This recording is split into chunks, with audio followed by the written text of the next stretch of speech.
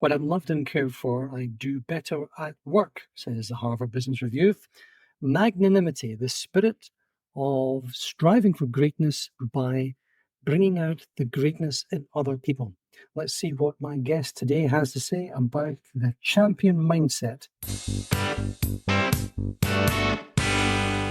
Hello and welcome to the Practical Leadership Podcast. I am your host, Paul Morton, and we are talking about leadership, management, and the various lives that surround it. It's my joy, delight, and privilege to bring into my studio some of the smartest, wisest people I've been able to find for your delectation and enjoyment.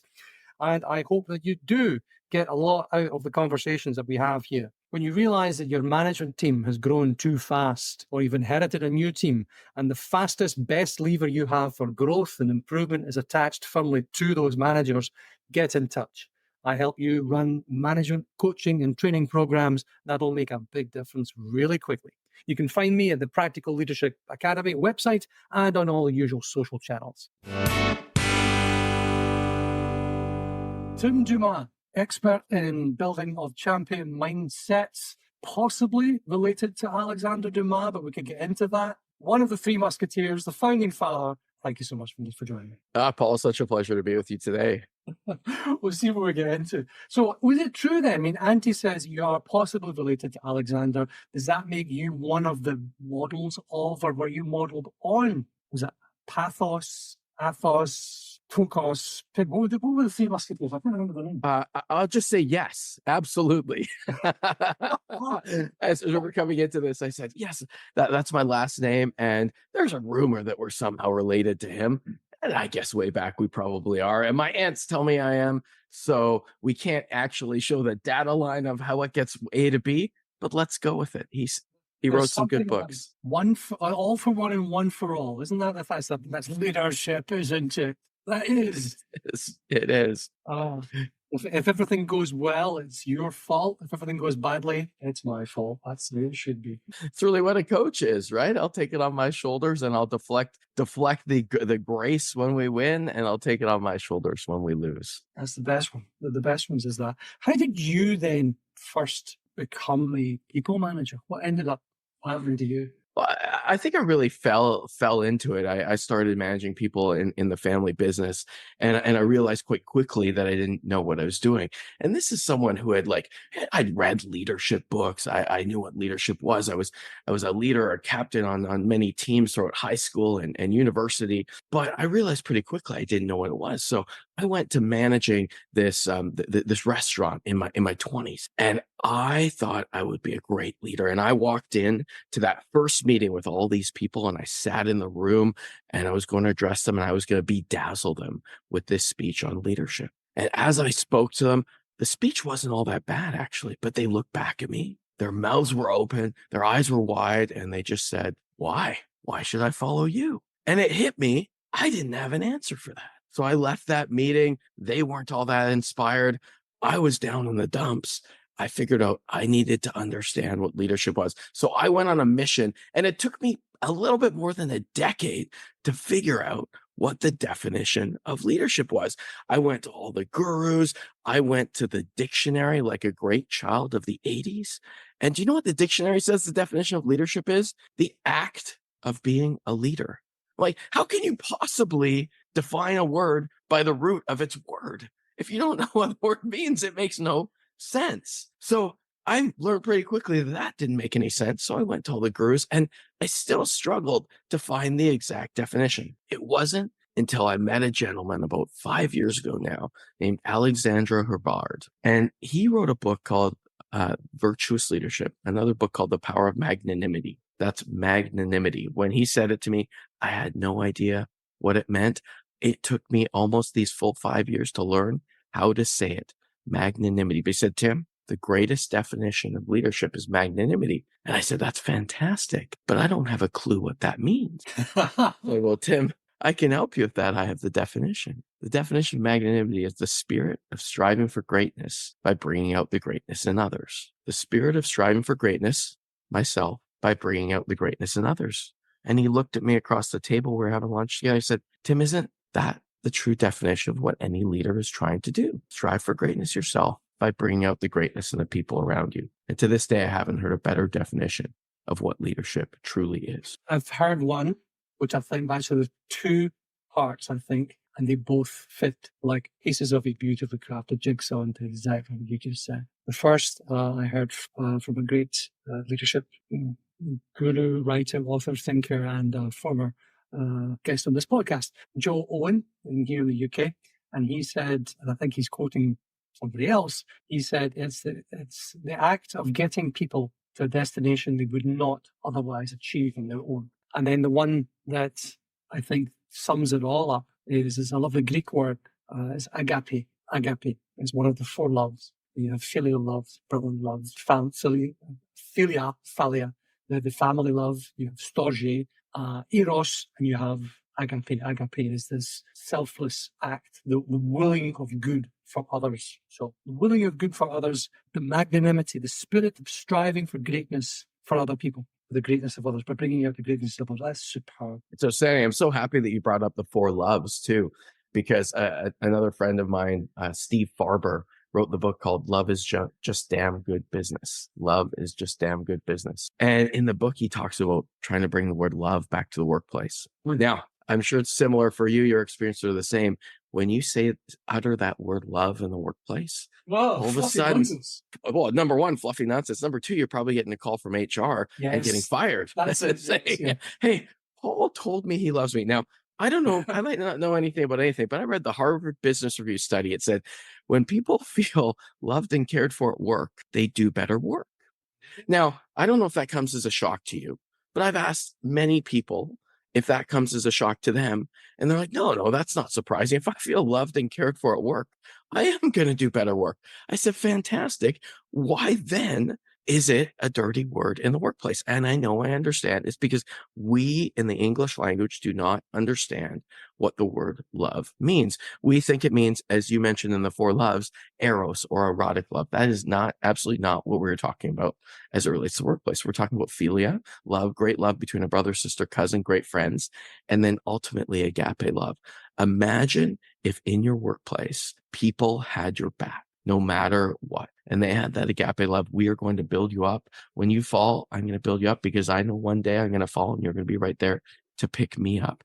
Imagine if our workplaces actually utilize that word love. I've only been in a few, but there's been a few that first described it, because I'm not saying go into your workplace tomorrow and start professing your love to everybody. They will not understand. And you will get a call from HR and you may not have a job tomorrow. However, if your organization starts to operationalize it, understand what that means, and put that out to the greater team, that's when the magic will happen. Without question. I think it's where, I mean, one of the great things about friends, the philia, is when you screw up, not if, but when you screw up, you make a fool of yourself. They don't think you've done a permanent job. That's it.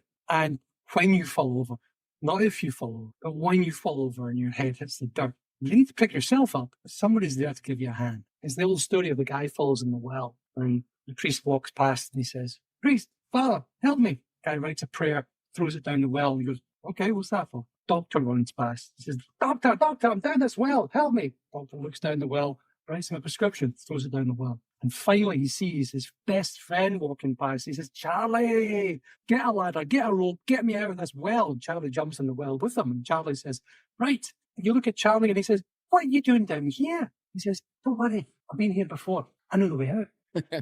He's there with you to lift you. Your friends are there with you. The agape there is this the willing of good for other people. But the but is, how do you operationalize it? You said when you operationalize magnanimity, when you operationalize agape love in the workplace, miracles happen, and they do. They absolutely do, consistent. And I've seen it without question. But how? Or is that the right place to start? Is it? Is it why? I think we do have to understand the why. And the why really is, there's a great quote by Jim Collins that we begin with "and" in mind. That I think many people have been attributed with that quote, right? But when we're in a workplace, often we don't truly think about why we're doing what we're doing. And I know people say, well, we're doing what we're doing to make a living and to make money. And that's all great and fantastic. I still have never met in my life, one person who can honestly and truly say they go to work to increase operating profit. Now, before you turn this podcast off and you start running for the hills, hear me out. Not even the owner is there to increase operating profit. What he or she is there for is what that can do for them and their dreams in their life, their ultimate why. I might be looking to increase operating profit so I can send my kids to university, so I can buy the house of my dreams, so I can live the life of my dreams, so I can support others, maybe a charity, etc. Employees in an organization, their why is to increase operating profit, maybe so they might be able to make a little bit more, so they might be able to support the dreams of their family, of their children, of people around them, to buy the car of their dreams. But one of the big issues that we have is we actually, when we go into a workplace, we take that number, that operating profit we're shooting for, we just tell everybody, we say, well, we're going for X and we're going to get X, and that's why we're going to get X. And they don't really understand why. And when we don't understand the why of why our employees might want to help us get there. So, for example, one of the magics of operationalizing love in the workplace, and I'll start with the second one, I'll come back to the first one. The second one is dream audaciously and champion the dreams of the people around you. When you're an owner in an organization, you're in a partnership group in the organization, and you're one of the leaders, you probably talk about that often. Why are we doing what we're doing? I'm doing that. It's my dream that my family might be able to go on a great vacation next year if we can hit our operating profit goals. But with our employees, we rarely ask them, what are your personal dreams and how can I support you to achieve them? Is that not why you're in this job? I mean, I hope they're in this job for a greater why to, help the community, et cetera, et cetera. And they probably are. However, why do they show up for work every day? And we rarely ask the employee that. That's really the second step of that magnanimity, that loving them in the workplace, realizing that that's the key. I'll tell you a great story about dreaming in the workplace. In organizations I'm involved with, we implement dream sessions. So when we do a performance review, quarterly, sometimes semi-annually, we'll come in and first we'll talk about what are your personal dreams and how can I support you? And now some people step back like, hey, Tim, nobody wants to tell me about their personal dreams. I'm like, okay, I'm just going to ask. And they have full license not to talk about them if they don't want to.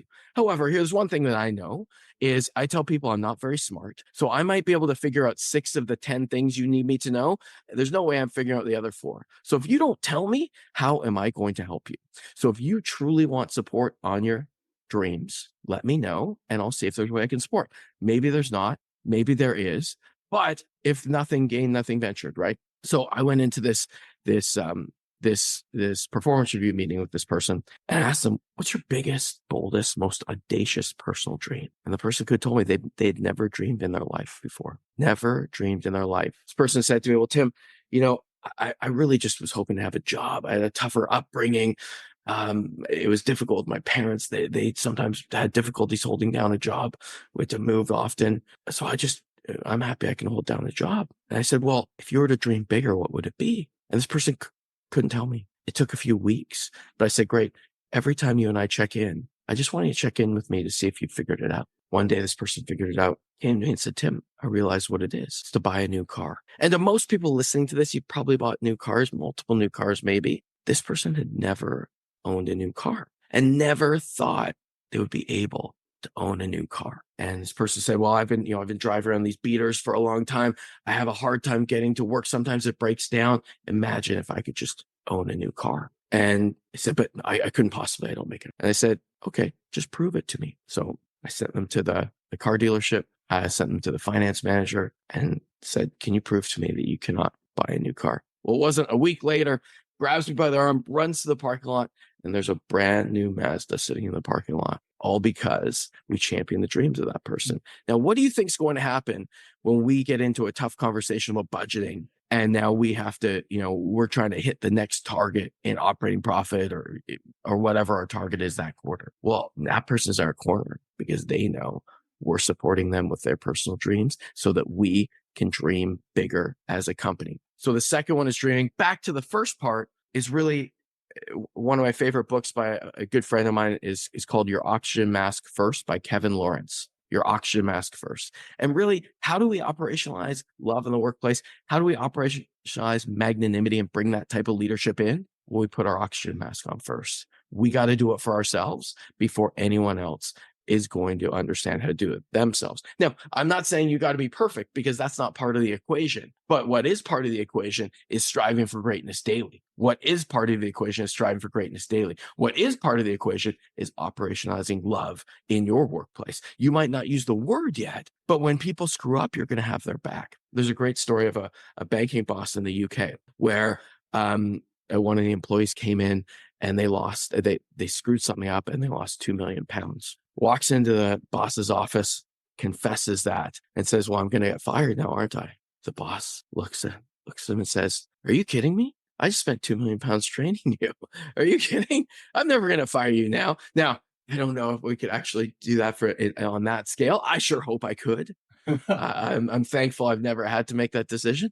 However, imagine if we had that, what I call growth mindset, that each hurdle along the way is an opportunity for growth, and we got your back to grow. So it's never a problem to make a mistake. The problem is not learning from it, making the mistake over and over again. So if we have to put this into practice, how do we put our oxygen mask on first? And then number one, and then how do we support the personal dreams of the people around us? Okay. So you're looking after yourself first. And honestly, when I talk and I coach people individually, one of the first things we look at is the foundational stuff. It's how do you sleep? What exercise you get? When you'd ask it outside, whatever it is, how do you look after you? Because you don't look after you at a physical, fundamental level. How are your kids? Oh, I don't really see them that much. Well, let's fix that first. And then we'll you work up. So you put your own oxygen mask on first. I love that. I've always loved that. That when you hear that, we just come back from a little holiday. This isn't my natural colour. I normally rust, a little tan, right? I'm a Scotsman, you see. I go from the grey to pink to lobster. And you hear that in the airplane. They said, put your own oxygen mask on first. And I'm sitting next to my son. I'm thinking, I'm not doing that. I'm going to look at, actually, you know what? Yes. Okay. Get it. Dream audaciously. Champion the dreams of others. Next. So those are the two real table stakes. And we started talking about mindset now. So if we're going to bring in this mindset of leadership in the workplace, of championing the dreams of others in the workplace, there's 4 ways that we can do it. Table stakes are, number 1, putting our oxygen mask on first. Number 2, dreaming audaciously and championing the dreams of the people around us. And once we've set up those table stakes, there's 4 ways we do it. And we've already alluded to some of them, but they're these. They're number 1, win the day. And that alludes to a lot of your oxygen mask on first. And we'll talk about that in a minute. Number 2, the 100-0 principle. Be 100% responsible, make 0% excuses for everything that happens to you always. 100-0. Number 3 is neutral thinking. I'll define that in a moment. And number 4 is sometimes you win and sometimes you learn, knowing that every stumbling block is an opportunity to learn. And if you put those into an acronym, it actually spells WINS, W-I-N-S. And I know the I is actually the 1 for the 100-0. But win the day, W. 100-0 is the I. N is neutral thinking. And S is sometimes you win, sometimes you learn. We already talked about the sometimes you win, sometimes you learn about that banking boss. So we won't allude to that all that much. We go back to win the day. That's really what your oxygen mask on first is. Do you know that when I speak to organizations, I ask people, I said, can you tell me if your organization has a mission statement or a purpose statement or vision statement and values? 95% of the hands go up. Absolutely. Yeah, we certainly do. Whether they know it and live it, something different, but almost everyone has it, almost every company. And I say, fantastic. How many of you personally have a personal purpose statement, mission statement, and personal values? 95% of the hands go down. And I said, this is actually fantastic. Can you just go back to your boss at work and tell them the way you live your life is that work is way more important than your personal life? They'll be thrilled. Well, maybe if they're a great magnanimous leader, maybe not. But that's a bit of the joke. There are many people in life that live rudderless. So really what Win the Day is about is ask yourself, what was the first thing I did this morning? And did that set me out for success today? Whatever that thing was, whether it's exercise or meditation or prayer or stretching or having a good breakfast, whatever those things were, did that start to set you up for success? Because here's the one thing I know is that it's almost impossible to be the same tomorrow as I was today, the same today as I was yesterday. The fine line of being the same is so fine. I know I'm either going to get better or I'm going to get worse. And if I don't intentionally do things to make myself get better, the opportunity to get better is more like winning the lottery. I might just get lucky. And I don't know about you, I don't know too many people that have won the lottery. So if you're not doing that, you're just getting lucky. So what are the purposeful things you're doing today to live your purpose and live your priority? That's win the day. Number two, the 100-0 principle. 100% responsibility and 0% excuses. I think many people have heard something like this before. They might not have heard it stated this way. And I heard it first from Dr. John Izzo, who's written multiple books, which include this this topic. Really, when we go into workplaces and we bring in the 100-0 principle, imagine what happens. Because normally what happens is we go into a work, let's say it's their weekly meeting, like the economy's bad, the people down the street are selling it for cheaper than us. There's so many excuses and reasons why we're not doing well. Someone else is out sick. When we just throw that out and we say, I'm not devoid of hearing what's happening, but I'm only interested in it as it relates to what we're going to do to make it better tomorrow. So people joke with me. They're like, Tim, you're the person that cares the least, that cares the most. And I know that doesn't make sense, but when I walk into these meetings, people make excuses. I just simply say, I don't care. If you didn't hit your targets last month, I don't care. What I care about is what you're going to do to achieve them tomorrow. And I don't know what the exact right answer is because there's multiple potential right answers. What I care about is that we're using the data to understand what to do tomorrow to get to our ultimate goal. And that leads to neutral thinking, which is simply the Stockdale paradox. Many people know the Stockdale paradox. The Stockdale paradox simply states understanding the brutal facts and the brutal reality of where you are today with unwavering faith that you will achieve your success tomorrow being sometime in the future. And when you understand that, you do the things that you need to do today to succeed in the long term. I'm not going to worry about the past. I'm going to understand the brutal facts of the past. I'm going to do today what I need to do with unwavering faith that I will get to my version of success in the future. And in a nutshell, in a minute or less, that's how to describe neutral thinking. So win the day, 100-0, neutral thinking. And sometimes you win and sometimes you learn. So you just on the neutral thinking, I think it's like it's like rebasing, zero basing every day. The zero excuses or you don't care what happened yesterday. It's from where you are. It's rebasing yourself at beginner's point zero, whatever it is, so you can build on it every day. Right? Because I think getting worse is actually quite hard. It's quite hard to get worse every day. I mean, you've got to forget things, or you've got to eat 3 times as much as you did the day before, or whatever it is. You've got to work hard to get worse at something, but you don't have to work very hard at all to get a little bit better. And it's that beautiful compounding thing you see as well. It's the atomic habits of getting 1% better per day. If you get 1% better per day, over the year, imagine what that is. Number one, the best way to describe neutral thinking too is by the story of the Apollo 13. Everyone knows seen that movie Apollo 13, where they take the rocket and they're going up to the moon and they lose all their power and they can't get back. Basically, what they did on Apollo 13, they have no power, their engine's not working. They basically have like bubble gum, a little bit of tape, and a shoestring, and they got to get back to Earth. So there's 3 ways they can think there. They can think negatively. We're all going to die. Why should we try? Which probably is the most logical, but doesn't really help anybody. Number 2, you could think hyper positively and say, hey, back at NASA, we have the smartest people in the world. Don't worry, they'll get us back. Well, let's sit back and those smart people get us back. Also, somewhat logical, but they didn't do that. What they thought was neutral. They just said to themselves, we need to get back home. We have no power, no engines. Here's what we have. What do we need to do day after day after day to see if there's any way we can find to get home?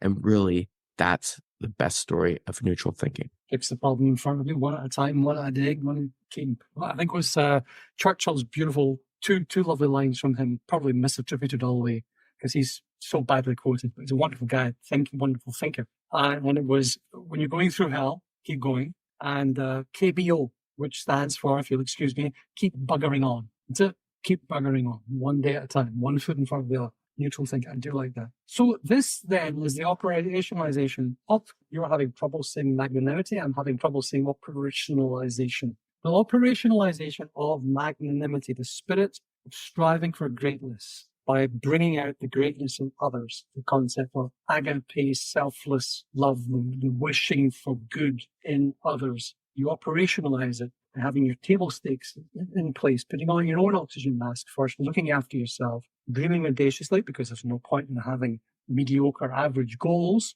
winning the day, having a personal mission statement, personal value statement, intentionally doing things right to get better, taking 100% responsibility for your own actions and putting up zero excuses, neutral thinking, and accepting that sometimes you win, sometimes you lose. Okay. This is a fairly comprehensive plan for a positive, active, well-lived life, is it not? It's not just business. Is business really not a microcosm of life, right? What we need to do in business, the little steps to get better. We just talked about it. What are the little things we can do to get better each day? I really don't see business and life as a waffle, the breakfast, the waffle, right? Where it's all there's different compartments. It's really like a bowl of spaghetti where it's all intermixed, right? When I'm doing well at home, I'm usually doing a bit better at business, right?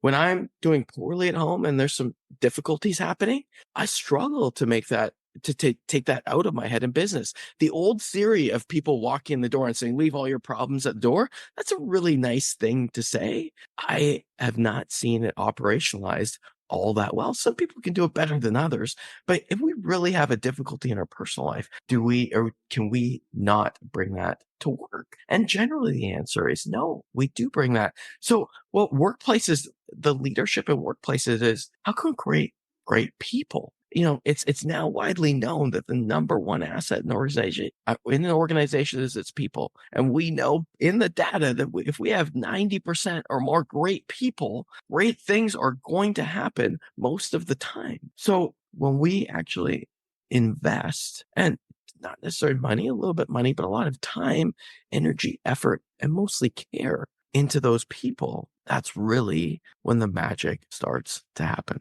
And it is the simple things. It is the simple things. I think it's the basics are magic too. The simple acts, the simple tasks, the simple skills done very well, I think, turn the managers, the leaders around you into this great big lever you have for growth. If you pull it in the right way, magical things happen. Is there, amongst all of the different titles and books and things that you've mentioned over this conversation, is there one perhaps that you recommend or gift more than any other? That's a great question. Some of those that I mentioned today, your auction mask first is one that I gift very often.